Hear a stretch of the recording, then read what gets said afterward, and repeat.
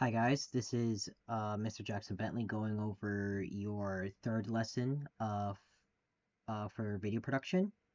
And we're going to go over scripting and storyboarding today.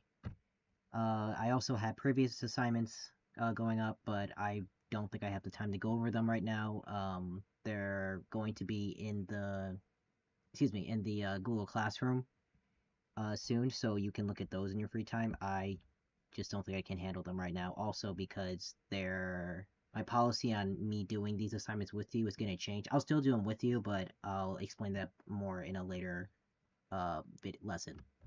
All right, moving on to the week plan.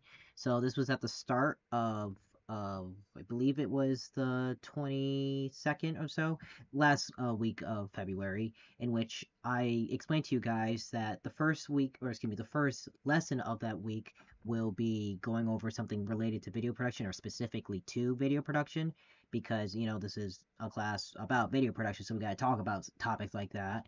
And today's lesson is going to be about scripting and storyboarding. So we'll go into specifics about that. And then the later lesson in the week is going to be something general for those who say they don't care about video production.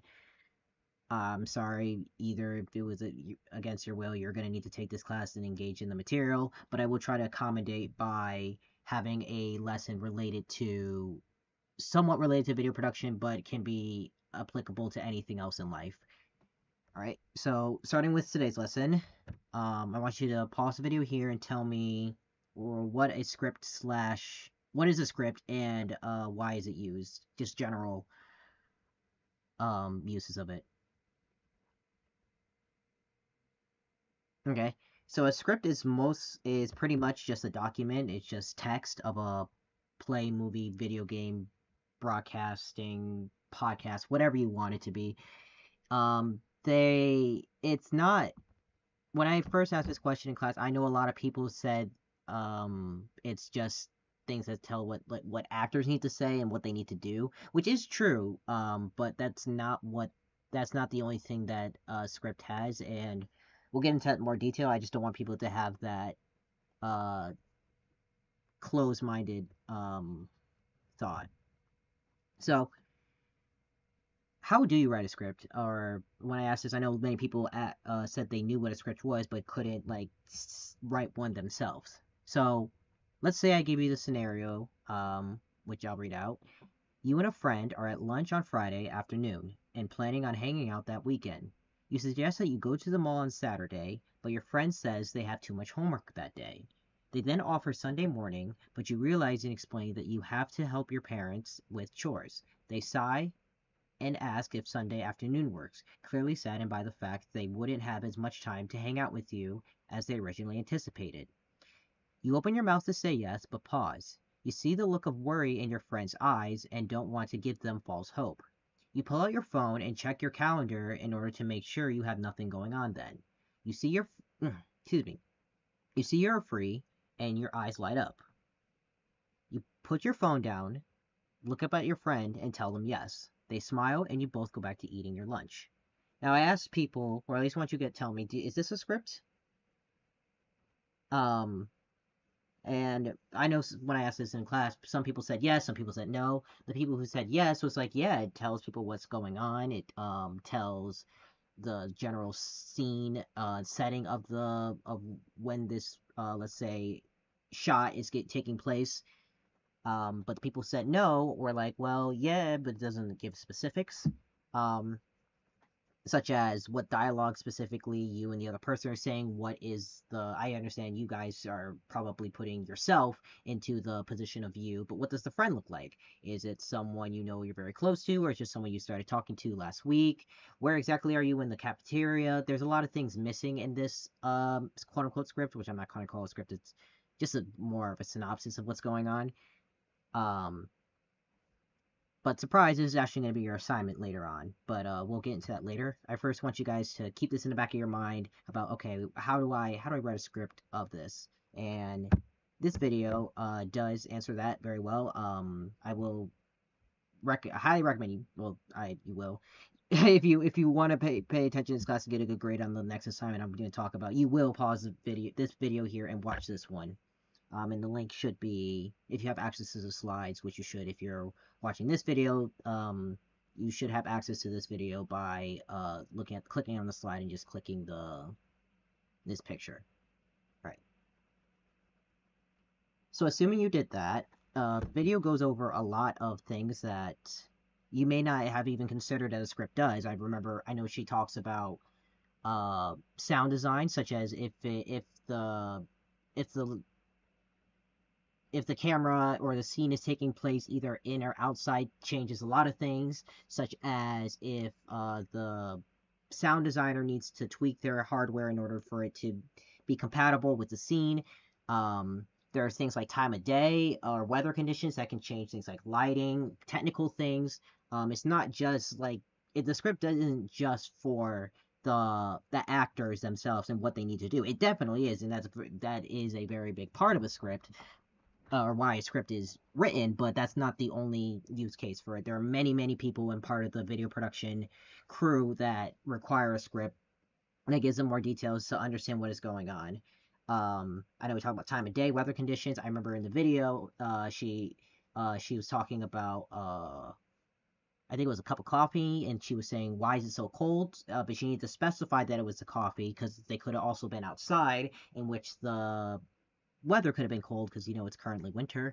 And a lot of other things, such as camera position, general shot, is it a side view, is it from top down? Many things can go along with the script, which is why they're usually so detailed. So to give you a more specific example of a script is I wrote one when I was in college. Now, I didn't take an acting class, but rather I studied game design, and part of game design is cutscenes, or if it's a more story-driven game, there needs to be some sort of layout of what's going to go on and how we're going to convey this information to the player. And so the game I had to actually make a intro for a game, or at least a prototype of one, and that was generally just a Hitman for Hire game. So I'll read out the scenario. A hitman is watching TV, bored out of his mind. His apartment is dirty with ramen cups, monster cans, and various dirty dishes. He gets a knock on the door, but besides a slight shift of the eyes, he ignores it. A louder knock is heard on the door, but the hitman is unfazed. An envelope slips under the door. The hitman gets up to read it and smirks. He grabs his coat and fedora from his coat hanger and smashes his body through his window, ready for the next target. So, this is part of my script. I had to break it up through the slides to make it more presentable and readable. Otherwise, it would have been very difficult to read. So, some of the things that was brought up in the script that we saw in the video, such as the use of what the camera is doing, or rather the perspective of the viewer, the player in this case, if it's being a video game. You see things like fade in. So my thought process while making this, my idea was that it starts from black, and then it goes from black into the setting, in which case it's outside, which is why we have the words ext dot long shot to a city dash night. So it's at nighttime. You can think of it kind of like New York City. You hear cars honking, people talking quietly, faintly. That's why I wrote that next line right here. And then the camera starts moving I didn't say specifically to the right, but I said the camera starts moving to a lone dim window. And the sound starts to fade out. And then once it stops to the window, it fades into the protagonist's apartment. So it's inside. Protagonist is in all caps because it's important, along with apartment, kitchen, at night. I also have the names protagonist just in caps. I know that's not necessarily what the person in the video was specifying. You don't have to have it after you introduce them in caps, but I just did for consistency's sake. I'm describing the scene itself. There are dirty pots everywhere. And then I'm describing how the camera is moving. It goes to the right, and then it stops at their feet, and then it pans up. I'm not going to go through the entire thing, but you can see how much detail I put into this, and how it doesn't necessarily convey everything, but it's a lot more detailed than just these few sentences. I highly recommend that you look through this video, I should look through this script that I wrote. While I may not have the entire thing like an actual it on one document, you can look through the slides in your own time. But also, I would look at it again, read it once, the entire thing once, and then go back to this video and then read it again and then highlight if you can, or just write down notes about what was conveyed in that video, what's in this script that you also saw in that video. And I think that's a very good way to understand what I'm looking for in terms of like a script being a script rather than a synopsis.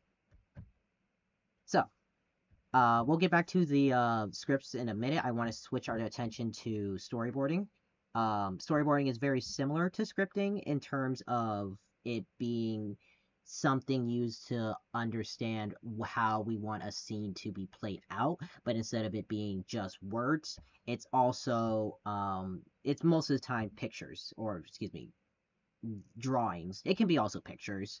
And that's just conveyed more in this video, which again, you can go back to the slides and click on the image to see it. But I want you to think about, just before you start the video, think about ways you think storyboarding works, and then also either keep this slide, or excuse me, this script in mind, my Hitman example, or your assignment, which I will get into more later, about how you can either use either or to make a storyboard / script. So again, watch this video. I'll give you a minute and then come back to me.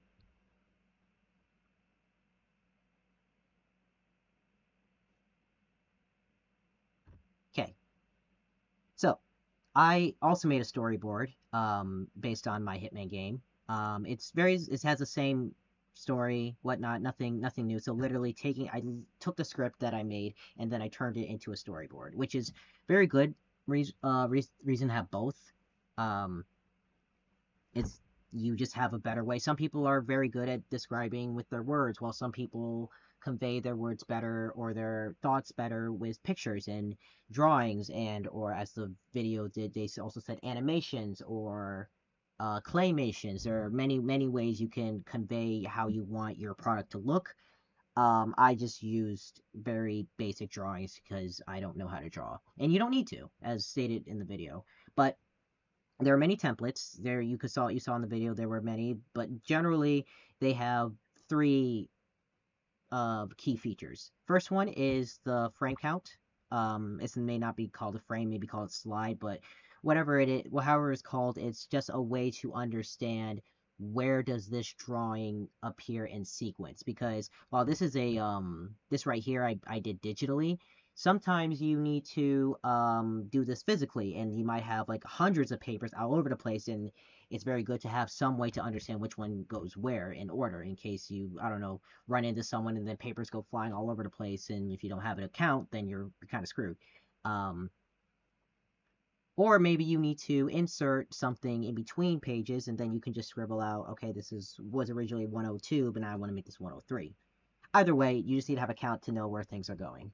Second thing that you need in a template is a place to draw or do whatever your visual aspect is. In this case, it was pretty big. You can have it smaller or bigger, however you want to convey what is happening. And then last thing are notes. Now, notes can be very specific or vague, however you choose. This template was given to me, had 3 specific sections, and I know one of them was cut off, but first section was sound and dialogue, so anything that can be heard in the scene, because we're not really doing a comedy, you don't want to have speech bubbles. Or second thing that was shown was action, so what is currently going on in the scene. I know there's no people here, it's just, as I assume you can tell, it's just a night city, or buildings of the city. So you can hear sounds of cars and people talking, and then action. So while there's no characters, you can tell that the camera is moving from left to right, as best specified by this arrow right here. Another use of ways to understand what's going on is use the arrows. It doesn't, even if you don't know how to draw. And then a third section that wasn't specified here was the notes, which is more general, but whatever works for you, it works. I would definitely recommend having a sound / dialogue section and action sections to separate the two, just in case so it's easier for some people to extrapolate rather than reading it all at once. I'm not going to go through the entire thing because I believe this was like at like 30 frames. But I'll notice some key points. Like I said, you don't need to be a artist to do this. As you can tell by my stick figures, kind of ish that I can't really draw very well, but I can tell you that these are cups because I wrote cups. I know they said ramen cups off, especially since I wrote that in my script. Um, More sounds and dialogues. Use of the camera moving somewhere, so that's a specific action.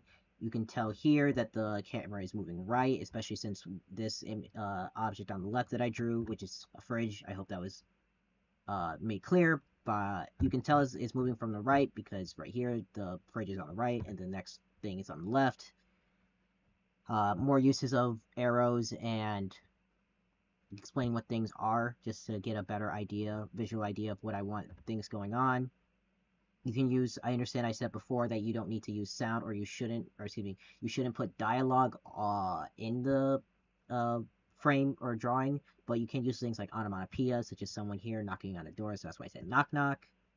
Um, More uses of arrows, so this guy is turning your head. It may not, I know some people have mistaken it for I don't know, a hat or something, but that makes it more clear with the use of the actions, which is why even if you're not a drawer, you should still explain yourself just to make sure everyone's on the same page. It's better to have convey more information and make sure everyone, to verify everyone's on the same page rather than having less information and possibly having people confused. Um, so yeah, this line here makes it more obvious that the protagonist is turning their head and it's not a hat to look at the envelope. The protagonist picking it up with the arrow. And then last thing, I actually want to go to this slide here. When I first made this, I genuinely did not know what was going on here. But again, another use of an action is that it better explains it, because I think when I did this was what, 3 years ago, 3, 4, something like that. So I read this, which I'll read it out to you guys. Protagonist pulls the coat towards the left of the screen, the waves of the coat covering the entire screen to a black void for a split second.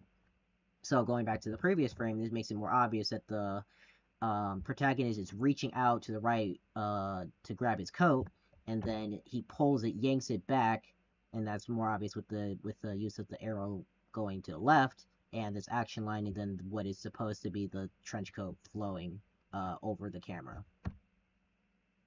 Yeah, and then this last one is like the guy jumping out of the window, his apartment window, hat and coat on. Me attempting to draw him in a specific pose, which I made a little bit more clear here. But again, some summary is that you don't really need to learn how to know how to draw to have a storyboard. It does help a little, or no, not a little bit, a lot about how you want certain things to be in terms of a scenario.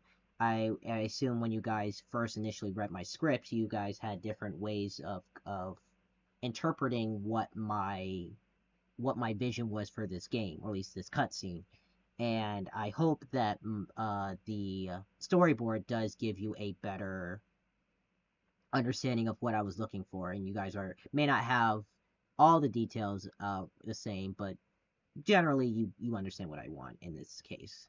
So this goes on to our assignment. This is your first assignment that I gave to you. I know it says the 26th, but I know I gave some of you guys extensions, and by the time this video comes out, some of you can still turn it in to get some extra credit. I'm assuming not extra credit, but credit for this assignment rather than getting a 0.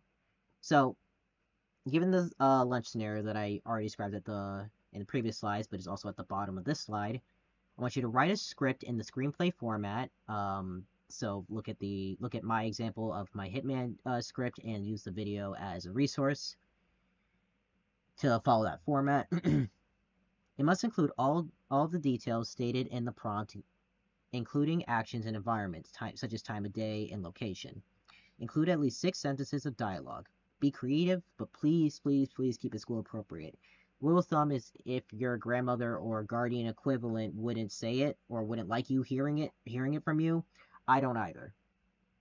That includes activities as well, such as, I don't know, drugs or whatever. Write your first and last name at the top of the period of your submission. So when I'm saying uh, actions, and I want you to include actions, notice here at the bottom I said you pull out your phone and check your calendar in order to make sure you have nothing going on. I want you to try to be more detailed in that regard. So maybe you need to say you pulled out your phone. Granted, you should be having you either as a different person, like a different name, like as Kyle. Kyle pulls out his phone from his left pocket, swipes to unlock his phone, and swipes his find his calendar app, things like that. I want that to be specific detailed. You can also put that even before, such as your friend sulking or sighing. You can describe their body language. I was vague in this regard to hope that you guys would be more creative because I didn't want to put you in a bubble. But I'm elaborating now just in case someone gets the wrong idea and says, "Oh, he didn't tell me I needed to do this, so I'm not going to." It's more is more. I rather you guys put more effort / detail in this. It helps you get a better grade than less and risk you guys getting a lesser grade. As for dialogue, again, keep that school appropriate. 6 sentences doesn't mean that each person needs to talk 3 times. You can have, I don't know, one person talk 2 times in one sentence, or it doesn't need to be 6 exactly. It can be more than 6, but I'm looking for 6 because I think that's how many times you guys go back and forth throughout the scenario. Again, there's a rubric. You can follow, you can look at the assignment on Google Classroom in order to read it all. I'm not going to go over it. Also, you have an extra credit assigned. This is very similar to assignment 1, which is a little bit harder than assignment 1, which is why I highly recommend that you do assignment 1 first to get an understanding of what you need, and then you can go to this extra credit. So, this extra credit is very similar. You write out your own scenario in at least 5 sentences. So the scenario, like the lunch example, or what I did before with the hitman, just a brief paragraph about what's going on.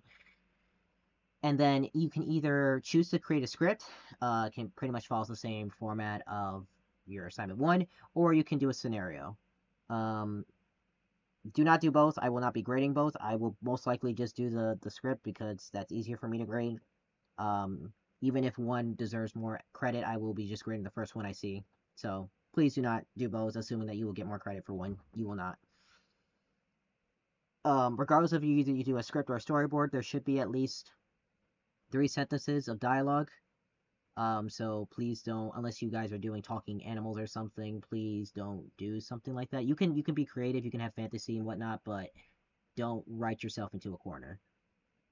And also 3 forms of actions. I do not consider dialogue action, so if you say they spoke, maybe unless they're whispering under their breath, like something muttering, that is, you cannot double dip. So a dialogue and an action are 2 different things.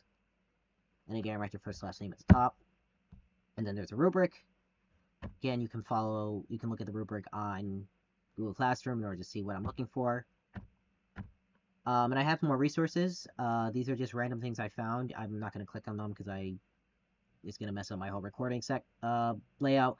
But you can click on these links. These are just some examples that I found for both more scripting and storyboarding, though there are many, many others you can look at to find in your own time. I highly recommend you do so. Plan it out. I gave you guys, I think, a week to do this because I knew, well, number 1, I didn't want to overwhelm you with work, but number 2 is because I want you to take the time to do this. This isn't something you can do in like a class period, and I'm not expecting it to you. That's why I give you guys in class to do it, but I get very hesitant when people submit work to me after 20 minutes, and I'm like, are you sure? And they say yes. I was like, okay, you're going to get the grade you're going to get. So please, please, use all the time you have to make sure that it's correct. Otherwise, you might bite yourself in the butt. But with that, that's all I have for this lesson. If you have any questions, please email me. And I'll see you guys next time.